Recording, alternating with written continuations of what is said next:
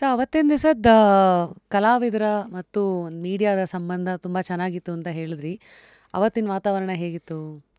ತುಂಬ ಚೆನ್ನಾಗಿತ್ತು ರಶ್ಮಿ ಅವರೇ. ಯಾಕೆಂದರೆ ಇವಾಗಿನ ಥರ ಈಗಿನ ಥರ ಅಪ್ಡೇಟ್ ಆಗಿರೋವಂಥದ್ದು ಕ್ಯಾರವೆನ್ಸ್ ಆಗಲಿ ಇನ್ನೊಂದು ಮತ್ತೊಂದು ಯಾವುದೂ ಇರಲಿಲ್ಲ. ಎಷ್ಟೋ ವರ್ಷ ಇರಲಿಲ್ಲ ಅದು. ಆಯಿತಾ, ಪತ್ರಕರ್ತರು ಸೆಟ್ಟಿಗೆ ಬರ್ತಾರೆ ಅಂತಂದರೆ ವೆಯ್ಟ್ ಮಾಡೋರು ಇಡೀ ತಂಡ, ಇನ್ಕ್ಲೂಡಿಂಗ್ ಹೀರೋಯಿನ್ ಸಮೇತ ನಾನು ಹೇಳ್ತಿರೋದು ನಿಮಗೆ. ಹೌದಾ? ಹೌದು, ಖಂಡಿತವಾಗ್ಲೂ. ಈಗಿನ ಎಷ್ಟೊಂದು ಜನ ಜರ್ನಲಿಸ್ಟ್ಗಳೆಲ್ಲ ಇದ್ದಾರೆ, ಸೀನಿಯರ್ಸು.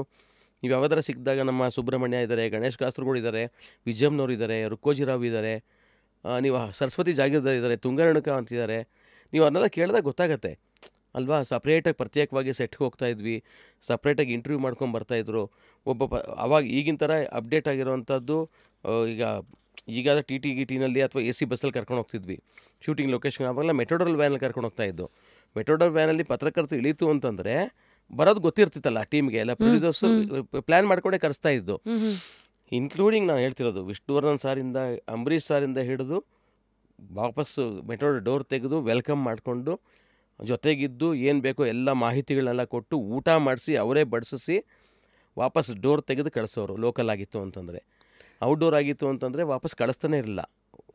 ವಿಷ್ಣು ಸಾರ್ ಹೆಂಗೆ ಅಂತಂದರೆ ಫಸ್ಟು ಏನು ಮಾಡೋರು, ಪತ್ರಕರ್ತರು ಬರ್ತಾರೆ ಚಿಕ್ಕಮಂಗ್ಳೂರಿಗೋ ಅಥವಾ ಮಡ್ರಾಸ್ಗೋ ಇನ್ನೊಂದು ಮತ್ತೊಂದು ಅಂತಂದರೆ ಫಸ್ಟ್ ನಮಗೆಲ್ಲ ವಿಶ್ ಮಾಡಿಬಿಟ್ಟು ಅವ್ರು ಹೋಗ್ತಾ ಇದ್ದು ಎಲ್ಲಿ ಗೊತ್ತಾ, ಯಾವ ವೆಹಿಕಲ್ ಮೇಲೆ ಬಂದಿದ್ದಾರೆ ಆ ವೆಹಿಕಲ್ ಡ್ರೈವರ್ ಯಾರು ಅವರೇ ಹೋಗೋರು. ಯಾರಿಗೂ ಗೊತ್ತಾಗ್ತಿಲ್ಲ, ಸುಮ್ಮನೆ ಸೈಲೆಂಟಾಗಿ ಹೋಗೋರು. ಹೌದು, ನೀನೇನಪ್ಪ ಬಂದಿದ್ದು ಅಂತನವರು. ಹೌದು, ಏನಕ್ಕೆ ಅಂದರೆ ಕೀ ಕೊಡು ಅನ್ನೋರು. ಗಾಡಿ ಕೀ ಅವ್ರದ್ದು ಮೆಟ್ರೋಡರ್ ಕೀ, ಟೆಂಪೋ ಟ್ರಾವಲರ್ ಕೀ ಇಸ್ಕೊಂಡು ಕೊಡ್ತಿರಲಿಲ್ಲ ಅವರು. ಯಾಕೆಂದರೆ ನಾವು ಬೆಳಗ್ಗೆ ಹೋಗಿ ತಿರ್ಗಿ ವಾಪಸ್ ನೈಟ್ ಪ್ರಯಾಣ ಮಾಡಿಬಿಡ್ತೀವಿ, ಎಲ್ಲರ ಜೀವ ಭಾಳ ಅಮೂಲ್ಯ ಅಂತೇಳಿ ಅಷ್ಟು ಕಾಳಜಿ ತೊಗೊಳ್ಳೋರು ಮೇಡಮ್. ಅಷ್ಟು ಕಾಳಜಿ ತೊಗೊಂಡು ಅಲ್ಲೇ ಉಳಿಸಿ ಸಂಜೆ ಊಟ ಪಾರ್ಟಿ ಎಲ್ಲ ಕೊಟ್ಟು ಪ್ರೆಸ್ ಬೀಟ್ ಏನು ಬೇಕೋ ಅದೆಲ್ಲ ಪ್ರೆಸ್ ಬೀಟು ಸಪ್ರೇಟ್ ಪ್ರತ್ಯೇಕವಾದ ಇಂಟರ್ವ್ಯೂ. ಹೇಗೇನು ತಿರ್ಗಾ ವಾಪಸ್ ಬರ್ತೀನಿ, TV ಇರಲಿಲ್ಲ, ಮತ್ತೆ ವಾಪಸ್ ಪತ್ರಕರ್ತರೇ. ಅಷ್ಟು ರೆಸ್ಪೆಕ್ಟ್ ಇತ್ತದು. ಬೆಳಗ್ಗೆ ಎದ್ದು ತಿಂಡಿ ತಿನ್ನಿಸಿ ಮೆಟ್ರೋಡವ್ರಿಗೂ ಬಂದು ಟಾಟಾ ಹೇಳ್ಬಿಟ್ಟು ಹೋಗೋರು. ಅಂಥ ದಿನಗಳು ನಾವು ನೋಡಿದ್ದೀವಿ. ಎಷ್ಟು ಖುಷಿಯಾಗತ್ತೆ ನೋಡಿ ಅಲ್ವಾ. ಇವತ್ತು ಸಂಪರ್ಕನೇ ಇಲ್ಲ, ಇವತ್ತು ಯಾರ್ಯಾರಿಗೂ ಸಿಗೋದಿಲ್ಲ. ಅವ್ರದ್ದೇ ಒಂದು ಪ್ರೈವಸಿ ಇರುತ್ತೆ, ಅವ್ರದ್ದೇ ಒಂದು ಡೆವಲಪ್ಮೆಂಟ್ಸ್ ಇರುತ್ತೆ ಅಲ್ವಾ. ಈಗ ಪ್ರೆಸ್ಸೆಲ್ಲ ಯಾಕೆ ಬಂದಿರ್ತಾರೆ, ಆ ಸಿನಿಮಾಗೆ ಸಂಬಂಧಪಟ್ಟಿದ್ದು ಪ್ರಚಾರ ಕೊಡೋಕ್ಕೆ ಅಂತ ಬಂದಿರ್ತಾರೆ. ಒಂದು ಹೊಂದಾಣಿಕೆ ಅಷ್ಟೇ ಅಲ್ವಾ ಅದು. ಯಾರೇನು ಸಹಾಯ ಅಷ್ಟೇ ಅಲ್ವಾ ಮೇಡಮ್. ಅಷ್ಟೇ ನಿಮಗೆ ನಾವು ಪ್ರಮೋಟ್ ಮಾಡ್ತಾ ಇದ್ದೀವಿ, ಅದಕ್ಕೆ ನಾವು ಒಂದು ವೇದಿಕೆಗೆ ನಮಗೆ ನೀವೇನು ಗೌರವ ಕೊಡ್ತಾ ಇದ್ದೀವಿ ಅಷ್ಟೇ ಬಯಸೋದಲ್ವಾ. ಹಾಗಾಗಿ ಒಂಥರ ಚೆನ್ನಾಗಿತ್ತು ಆ ಟೈಮು, ಆ ಕಾಲದಲ್ಲಿ ನಾವು ಬಂದಿದ್ದು. ನನಗೆ ವೈಯಕ್ತಿಕ ನನಗೆ ಭಾಳ ಖುಷಿ ಇದೆ, ಅವೆಲ್ಲ ನೋಡಿದ್ದೀನಿ ನಾನು. ನೀವು ಯಾವ್ಯಾವ ಸೆಟ್ಟಿಗೆ ಹೋಗಿದ್ದೀರಾ? ಬೇಕಾದ ಸೆಟ್ಗೆ ಹೋಗಿದ್ದೀವಿ, ಲೆಕ್ಕ ಇಲ್ದರಷ್ಟು. ನಿಮ್ಮ ಫೇವ್ರೇಟ್ ಸೆಟ್ಸ್ ಯಾವ್ಯಾವುದು ಅನುಭವಗಳು ಕಣ್ಮುಂದೆ ಕಟ್ಟದಾಗಿದೆ ಇವತ್ತು? ಬಾರ್ಕಿಶ್ ಅವ್ರದ್ದು ಕಂಟಿನ್ಯೂ ಎಲ್ಲ ಸೆಟ್ಗಳೇ ಹಾಕ್ತಾ ಇದ್ದವರು ಸಿನಿಮಾಗಳನ್ನ. ಎಲ್ಲ ಮೈಸೂರಲ್ಲಿ ಪ್ರೀಮಿಯರ್ ಸ್ಟುಡಿಯೋದಲ್ಲಿ ಕಂಟಿನ್ಯೂ ಪ್ರೀಮಿಯರ್ ಸ್ಟುಡಿಯೋ ಆಗ್ಬೋದು, ಕಂಟ್ರೋಲ್ ಸ್ಟುಡಿಯೋ ಆಗ್ಬೋದು, ವಾಪಸ್ ಚೆನ್ನೈ, ಇಲ್ಲಿ ಚಾಮುಂಡೇಶ್ವರಿ ಸ್ಟುಡಿಯೋ. ಬರೀ ಸೆಟ್ಗಳೇ ಮೇಡಮ್.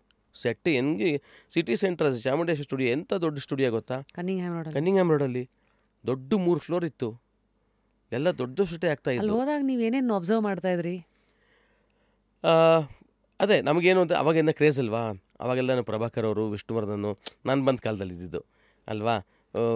ಅಂಬರೀಷ್ ಅವರು 80ರ ದಶಕನ 87 ನಮ್ಮದು ಎಜುಕೇಷನ್ ಮುಗಿದ ತಕ್ಷಣ ಒಲವಿನ ಹುಡುಗರೆ ಅಂತ ಒಂದು ಸಿನಿಮಾ ಪ್ರೊಡ್ಯೂಸ್ ಮಾಡ್ತಾ ಇದ್ವಿ ನಾವು. ನಮ್ಮ ಅಂಕಲ್ಲೇ ಪ್ರೊಡ್ಯೂಸರು. ಅದು ಕೂಡ ಎಲ್ಲ ಪತ್ರಕರ್ತರ ಪಾರ್ಟ್ನರ್ಶಿಪ್ಪಲ್ಲಿ ಸಿನಿಮಾ ಮಾಡಿದ್ದದನ್ನು. ಅದೇಂಗಾಯ್ತು ಸರ್? ಅಂದರೆ ಪತ್ರಕರ್ತರಾಗಿ ಮತ್ತೆ ಪ್ರೊಡ್ಯೂಸರ್ ಆಗಿ ಅದು ಆಗಿದ್ದು ಹೇಗೆ? ಅಷ್ಟರಲ್ಲಿ ಇವರು ಸ್ವಲ್ಪ ಡೆವಲಪ್ ಆಗೋಗ್ಬಿಟ್ಟಿದ್ರಲ್ಲ, 76 ಆಗೋ ಅಷ್ಟರಲ್ಲಿ ಎಲ್ಲ ಡೆವಲಪ್ ಆದಾಗ ಆದಾಗ ಏನಾಯ್ತು, ಎಲ್ಲ ಆಲ್ಮೋಸ್ಟ್ ಎಲ್ಲ ಪರಿಚಯ ಆಗೋಗಿತ್ತು. ವಿಷ್ಣುವರ್ಧನ್ ಅವರೆಲ್ಲ ಸಿನಿಮಾ PRO ನಾವೇ ಅಂತ ಹೇಳ್ಕೊಳಕ್ಕೆ ಹೆಮ್ಮೆ ಆಗುತ್ತೆ.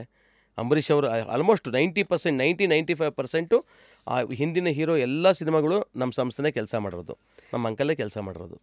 ಒಂದು ಯೂಶಲಿ ಇವತ್ತಿನ ಒಂದು ವ್ಯವಸ್ಥೆ ಹೇಗಿದೆ ಅಂದರೆ, PRO ಅಥವಾ ಮೀಡಿಯಾ ಅಂದರೆ ಒಂದು ಲೈನ್ ಎಳೆದು ಬಿಡ್ತಾರೆ, ಇಷ್ಟಾನೋ ಕಷ್ಟಾನೋ. ಆದರೆ ಅವತ್ತಿನ ಕಾಲದಲ್ಲಿ ಬಹುಶಃ ಅದು ಇರಲಿಲ್ವಾ? ಮತ್ತೆ ನಾನು ಎಷ್ಟೋ ಕೇಳಿದ್ದೀನಿ, ಪತ್ರಕರ್ತರು ಎಷ್ಟೋ ಸತಿ ವೈಯಕ್ತಿಕ ವಿಚಾರಗಳಿಗೆ ಕಿವಿಯಾಗಿದ್ದು ಭುಜ ಕೊಟ್ಟಿರೋದು, ಆಮೇಲೆ ಮಾರನೇ ದಿನ ಅದು ಯಾವುದು ಪೇಪರಲ್ಲಿ ಬರದೇ ಇರೋದು ಇದೆ. ಬೇಕಷ್ಟಿದೆ. ಕಷ್ಟ ಸುಖ ಅಂತಂದಾಗ ಎಷ್ಟೋ ಜನ ದೊಡ್ಡ ಹೀರೋಯಿನ್ನು ಹೆಸರು ಬೇಡ, ಅವರೆಲ್ಲ ಪತ್ರಕರ್ತರ ಹತ್ರಕ್ಕೆ ಬಂದು ಅದೆಲ್ಲ ಹೇಳಿದ್ಮೇಲೆ ಎಷ್ಟೋ ಪ್ರಾಬ್ಲಮ್ನ ಸಾಲ್ವ್ ಮಾಡಿಕೊಟ್ಟಿದ್ದಾರೆ. ವೈಯಕ್ತಿಕವಾದ ಪ್ರಾಬ್ಲಮ್ನ ಹೇಳ್ತಿರೋದು ನಿಮಗೆ. ಎಷ್ಟೋ ಜನಕ್ಕೆ ಸಾಲ್ವ್ ಮಾಡಿಕೊಟ್ಟಿದ್ದಾರೆ.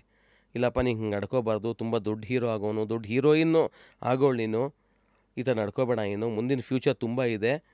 ನಾನು ಎಲ್ಲರಿಗೂ ಹೇಳಿದ್ದೀನಿ ಅದನ್ನು. ಯಾರಿಗೂ ನಿಮಗೇನು ಹಾಕಕ್ಕೆ ಹೋಗಲ್ಲ, ಏನು ಬರೆಯೋಕ್ಕೆ ಹೋಗಲ್ಲ.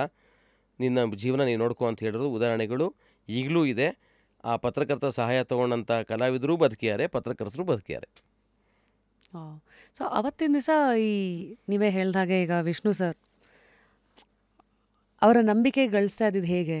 ಯಾಕೆಂದರೆ ಸ್ಟಾರ್ಟಿಂಗಲ್ಲಿ ಅಫ್ಕೋರ್ಸ್ ಅವರು ನೋಡ್ತಾರಲ್ಲ ಇವ್ರು ಹೇಗೆ, ಇವ್ರ ಬರವಣಿಗೆ ಹೇಗೆ, ಎಷ್ಟು ನಂಬೋದು, ವ್ಯಕ್ತಿ ಹೇಗೆ, ವ್ಯಕ್ತಿತ್ವ ಹೇಗೆ? ಇಲ್ಲ, ಒಂದು ಸರಿ ಅವ್ರಿಗೆ ಇಷ್ಟ ಆಗ್ಬಿಟ್ಟು ಅಂದರೆ ಈ ಥರ ಕಾಂಪಿಟೇಷನ್ಸ್ ಯಾವುದೂ ಇರಲಿಲ್ವಲ್ಲ ಆವಾಗ. ಯಾರು ಆಪ್ಷನ್ಸ್ ಇರಲಿಲ್ಲ ನಿಮಗೆ. ಸುಧೀಂದ್ರ ಅಂದರೆ ಸುಧೀಂದ್ರ ಒಬ್ಬರೇ. ಈಗಾದರೆ ಸುಮಾರು ಜನ ಸಿಕ್ಬಿಡ್ತಾರೆ ನಮಗೆ, ನಮ್ಮ ಕುಲ ಬಂದವರು ಬೇಕಾಷ್ಟು ಜನ ಸಿಗ್ತಾರೆ. ಆವಾಗ ಇರಲಿಲ್ಲ ಆವಾಗ ಅಲ್ವಾ. ಓನ್ಲಿ ಸುಧೀಂದ್ರ ಅಷ್ಟೇ. ಕಷ್ಟ ಸುಖ ಆಮೇಲೆ ಗೊತ್ತಿತ್ತು ನಮ್ಗೆ ಅದೇ ಉದ್ಯೋಗ ಬೇಕಾಗಿತ್ತು. ಅಲ್ಲಿ ನಾವು ಬೇರೆ ಥರ ನಡ್ಕೊಳ್ಳೋಕೆ ಚಾನ್ಸು ಇರಲಿಲ್ಲ ಅಲ್ವಾ. ನಮ್ಗೆ ಅಂಥ ದೊಡ್ಡ ಹೀರೋದು ನಮಗೆ ಪಿಕ್ಚರ್ ಕೆಲಸ ಮಾಡ್ತಿರೋದೇ ಒಂದು ಹೆಮ್ಮೆ ಇತ್ತು. ಅಂಥದ್ರಲ್ಲಿ ಫ್ರೆಂಡ್ಶಿಪ್ ಆಗಿದ್ದು ದೊಡ್ಡ ಬಾಂಧವ್ಯ ಅಲ್ವಾ ಅದು ಅಲ್ವಾ. ಹಾಂ, ಅವತ್ತಿನ ದಿವಸ ಅದೆಲ್ಲ ಹೇಗೆ ವರ್ಕೌಟ್ ಆಗ್ತಾಯಿತ್ತು? ಇವತ್ತಿನ ಥರ ಬೌನ್ಸರ್ ಕಲ್ಚರ್ ಎಲ್ಲ ಇತ್ತಾ? ಖಂಡಿತ ಇಲ್ಲ. 90s ಅಲ್ಲಿ ನನಗೆ ಜ್ಞಾಪಕ ಇದೆ, ವಿಷ್ಣು ಸರ್ ಎಲ್ಲ ಬಂದರೆ ಈಗ ಆ್ಯನ್ಯುವಲ್ ಡೇ ಇಲ್ಲೆಲ್ಲ ಬರೋರು, ಬೂಟ್. ಎಸ್, ನಾನು ಸಾಧನಾ ಸ್ಟೂಡೆಂಟ್ ಅಲ್ಲ. ನೀವು ಬೌನ್ಸರ್ ಇಟ್ಕೊಂಡು ಬಂದಿದ್ದು ನೋಡಿದ್ದೀರಾ? ಇಲ್ಲ ಸರ್, ಅಲ್ವಾ, ಹಂಗೆ ನಡ್ಕೊಂಡ್ಬರೋರು. ಖಂಡಿತ ಇರಲಿಲ್ಲ. ಅದಾದಮೇಲೆ ಇನ್ಕ್ಲೂಡಿಂಗ್ ರಾಜ್ಕುಮಾರ್ ಅವರು ಅಷ್ಟೇ. ಯಾರು ಬರ್ತಾಯಿದ್ರು? ಈ ಪಾಪ ಚೆನ್ನಾಗಿ ಬರ್ತಾಯಿದ್ರು ಅವ್ರ ಜೊತೆಗೆ. ಯಾರು ಸರ್? ರಾಜ್ಕುಮಾರ್ ಅವ್ರ ಜೊತೆ ಅವ್ರ ಮನೇಲೇ ಇದ್ದಿದ್ದು ಚೆನ್ನ ಅಂತೇಳಿ. ಅವರು ಭಾಳ ರಾಜ್ಕುಮಾರ್ ಅವ್ರಿಗೆ ಭಾಳ ಬೇಕಾದವರು. ಇವತ್ತಿಗೂ ಪಾಪ ಅವರು ಚೆನ್ನಾಗಿದ್ದಾರೆ.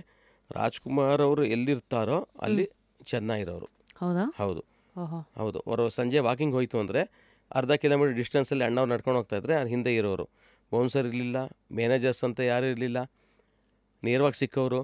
ಎಷ್ಟೋ ವರ್ಷ ಇವತ್ತಿಗೂ ಕೂಡ ನೀವು ಅಂಬರೀಷ್ ಅವ್ರದ್ದು ಕೇಳಿ, ಬೆಳಗ್ಗೆ ಅವ್ರ ಆಫೀಸಲ್ಲಿ ಕೂತ್ಕೊಂಡ್ರೆ ಫೋನ್ ಅಟೆಂಡ್ ಮಾಡ್ತಾಯಿದ್ದೆ ಅವರು, ಲ್ಯಾಂಡ್ಲೈನು. ಎಲ್ರಪ್ಪ ಅನ್ನೋರು ಅಲ್ವಾ. ಬೇರೆ ಯಾರು ಫೋನ್ ತೊಗೋತಿರ್ಲಿಲ್ಲ, ನೇರ ಸಿಕ್ಕವರು.